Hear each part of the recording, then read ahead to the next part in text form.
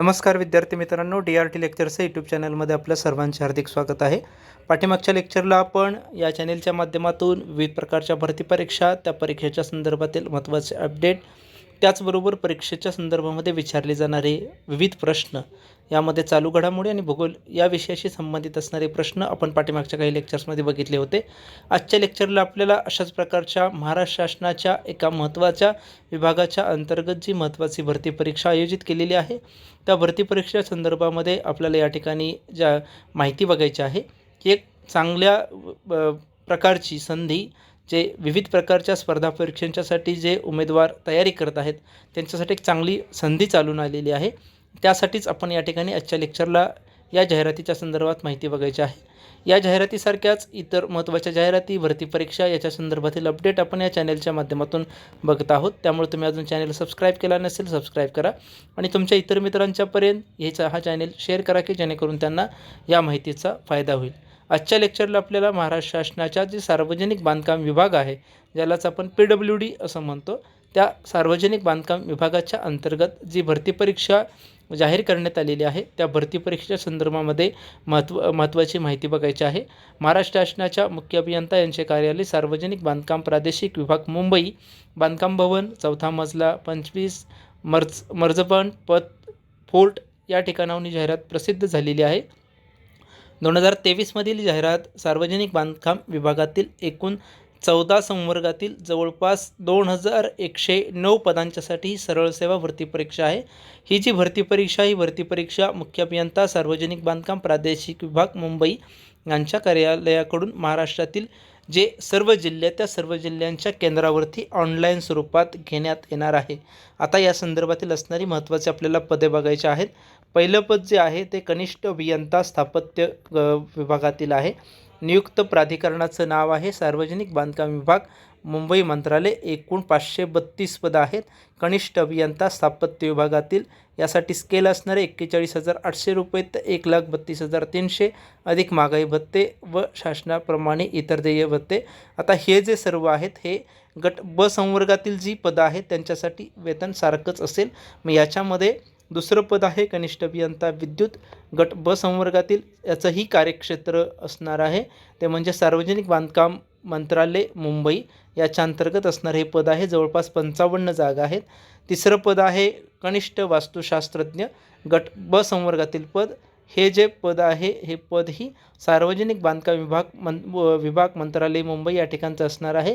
यासाठीही जे ब वर्गासाठी असणारे जे पे स्केल आहे तेच असणार आहे. चौथं पद आहे ते स्थापत्य अभियांत्रिकी सहाय्यक, गट क संवर्गातील पद. याचं जे विभाग असणार आहे, कामाचा विभाग, तो असणार आहे सार्वजनिक बांधकाम विभाग मंत्रालय मुंबई. यासाठी पे स्केल असेल 25,500 ते 81,100 अधिक महागाई भत्ता व शासन नियमाप्रमाणे देय इतर भत्ते. यासाठी सर्वात जास्त जवळपास 1,358 जागा आहेत. म्हणून इंजिनिअरिंगच्या विद्यार्थ्यांच्यासाठी एक चांगल्या प्रकारची संधी या सार्वजनिक बांधकाम विभागाच्या माध्यमातून चालून आलेली आहे. त्यानंतरचं पद आहे लघुलेखक उच्च श्रेणी संवर्गातील पद. गट ब संवर्गात येणारं राजपत्रित प्रवर्गातील गट आहे. ह्याचं प्रामुख्याने जे कामाचं ठिकाण किंवा जे तुमचं कार्यक्षेत्र असणार आहे ते असणारे आहे समन्वयक अधीक्षक अभियंता परिमंडळ मुंबई, औरंगाबाद, नांदेड, अमरावती, नागपूर या ठिकाणी पदं असणार आहेत.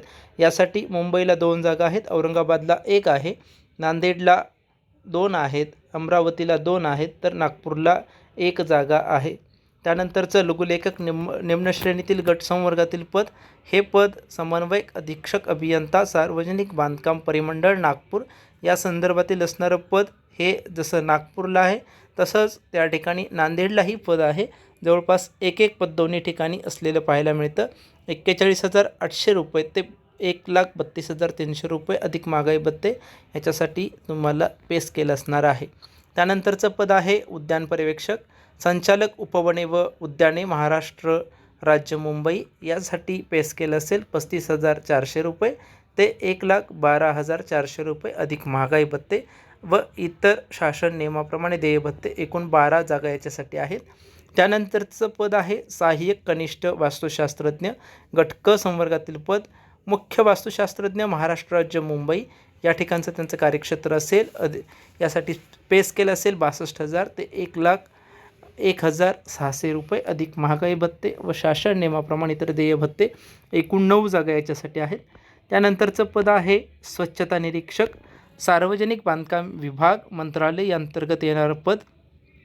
यासाठी 25,500 ते 81,100 रुपये एवढं अधिक महागाई भत्ता व शासनाप्रमाणे इतर देय भत्ते हे त्यासाठी पे स्केल असेल. तर 1 जागा याच्यासाठी असणार आहे.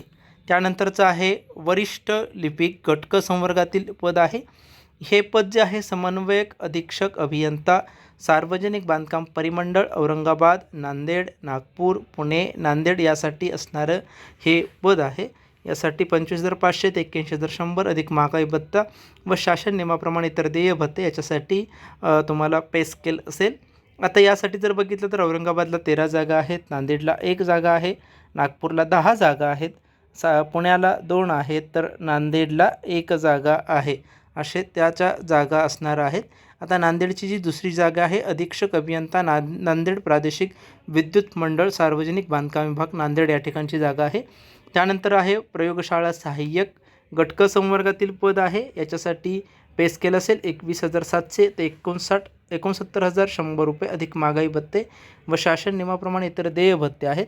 इथं जर आपण बघितलं तर अधीक्षक अभियंता दक्षता व गुणनियंत्रक मंडळ नवी मुंबई याच्यासाठी 1 जागा असेल. अधीक्षक अभियंता दक्षता व गुणनियंत्रण मंडळ पुणे याच्यासाठी 1 जागा. त्यानंतर औरंगाबादमध्ये 2 जागा आणि अधीक्षक अभियंता दक्षता गुणनियंत्रण मंडळ नागपूर याच्यासाठी 1 जागा असेल. त्यानंतरचं आहे वाहनचालक अधीक्षक अभियंता नांदेड प्रादेशिक विद्युत मंडळ सार्वजनिक बांधकाम नांदेड या ठिकाणी जर बघितलं तर 19,900 ते 63,200 अधिक महागाई भत्ता व शासन नियमाप्रमाणे इतर देय भत्ते याच्यासाठी लागू असणार आहेत. नांदेडला एकूण 2 जागा आहेत, फक्त वाहनचालक पदासाठी 2च जागा आहेत.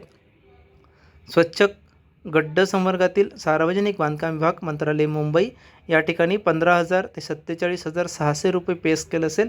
अधिक महागाई भत्ता व शासन नियमाप्रमाणे इतर देय भत्ते असणार आहेत. स्वच्छक या संवर्गातील 32 जागा आहेत. त्यानंतर शिपाई या संवर्गातील असणारं पद याच्यासाठी जिथं जागा आहेत याच्यामध्ये अधीक्षक अभियंता मुंबई प्रादेशिक विद्युत मंडळ सार्वजनिक बांधकाम विभाग मुंबई, त्याचबरोबर पुणे विद्युत मंडळ विभाग नाशिक, त्याचबरोबर प्रादेशिक विद्युत मंडळ विभाग सार्वजनिक बांधकाम विभाग नांदेड, त्यानंतर अमरावती, नागपूर आणि मुंबई या ठिकाणी याच्या शिपाई संवर्गातील जागा आहेत. मुंबईला 18 जागा आहेत, पुण्यामध्ये 3 आहेत, त्यानंतर नाशिकमध्ये 5 जागा आहेत, नांदेडला 8 जागा आहेत, अमरावतीला 2 आहेत, तर नागपूर या ठिकाणी 4 जागा आहेत. त्याचबरोबर सार्वजनिक बांधकाम विभाग मंत्रालय मुंबई या ठिकाणी 1 जागा आहे. असे शिपाई पदासाठी असणाऱ्या जागा आहेत. ही सगळ्यात महत्त्वाची असणारी ही पदं या परीक्षेच्या संदर्भातील आहेत. आता आपल्याला या ठिकाणी बघायचं आहे की या परीक्षेच्या संदर्भातील महत्त्वाच्या ज्या तारखा आहेत त्या तारखा mahapwd.gov या संकेतस्थळावरती उपलब्ध करून दिलेल्या आहेत. त्याचबरोबर त्या संदर्भातील महत्त्वाच्या अटीही तिथं उपलब्ध करून दिलेल्या आहेत. आता जर आपण बघितलं तर या संदर्भातल्या ज्या अटी वगैरे असतात त्या इतर परीक्षांच्या प्रमाणे लागू आहे. जागा कमी जास्त होण्याची शक्यता आहे. वेगवेगळ्या प्रवर्गासाठी वेगवेगळ्या प्रकारचं आरक्षण इथं लागू केलेले आहे. त्याप्रमाणे आरक्षणासाठी प्रत्येकजण पात्र जिथं असेल तिथं त्याच्या ठिकाणी तिथे त्याला नियुक्ती केली जाईल.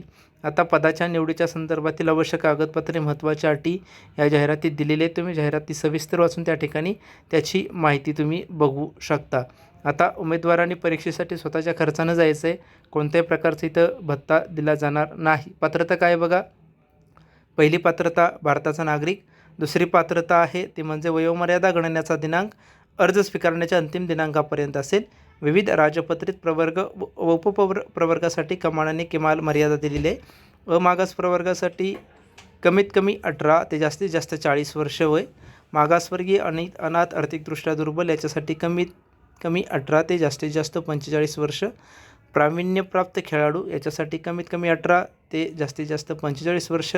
माजी सैनिक मागासवर्गीय अनाथ आणि आर्थिक दृष्ट्या दुर्बल यांच्यासाठी 18 ते माजी सैनिक असेल तर 40 अधिक सैनिक सेवेचा कालावधी अधिक 3 वर्ष एवढी पात्रता असेल. मागासवर्गीयांच्यासाठी 45 वर्ष अधिक सैनिक सेवेचा कालावधी अधिक 3 वर्ष असेल. दिव्यांगाच्यासाठी 18 वर्ष तर जास्तीत जास्त 45 वर्ष, प्रकल्पग्रस्त, भूकंपग्रस्त यांच्यासाठी कमीत कमी 18 ते जास्तीत जास्त 45 वर्ष, पदवीधर अंशकालीन यांच्यासाठी कमीत कमी 18 ते जास्तीत जास्त 55 वर्ष वय मर्यादा असेल. परीक्षेचं स्वरूप कनिष्ठ अभियंता स्थापत्य याच्यासाठी 90 मिनिटाचा कालावधी असेल. यासाठी मराठी, इंग्रजी, सामान्य ज्ञान, बौद्धिक चाचणी यासाठी 25 प्रश्न 50 गुण, एक प्रश्न 2 मार्काचा असेल. तांत्रिक अभ्यासावरती 75 प्रश्न असतील, 150 गुण असतील. एकूण गुण जवळपास 100 मार्काची परीक्षा असेल आणि 100 प्रश्न असतील आणि 200 गुण असतील. एक प्रश्न 2 मार्काला असेल. कनिष्ठ अभियंता विद्युत याच्यासाठीही सेम क्रायटेरिया असणार आहे. याच्यासाठी तुम्हाला मराठी, इंग्रजी, सामान्य ज्ञान, बौद्धिक चाचणी याच्यासाठी 25 प्रश्न 50 गुण. तांत्रिक अभ्यासक्रमावरती 50 प्रश्न 75 प्रश्न 150 गुण असतील. एकूण प्रश्न 100 गुण 200. कनिष्ठ वास्तुशास्त्र याच्यासाठीही सेम क्रायटेरिया असेल. मराठी, इंग्रजी, सामान्य ज्ञान याच्यासाठी 25 प्रश्न 50 गुण आणि तांत्रिक अभ्यासक्रमाला 75 प्रश्न आणि 150 गुण.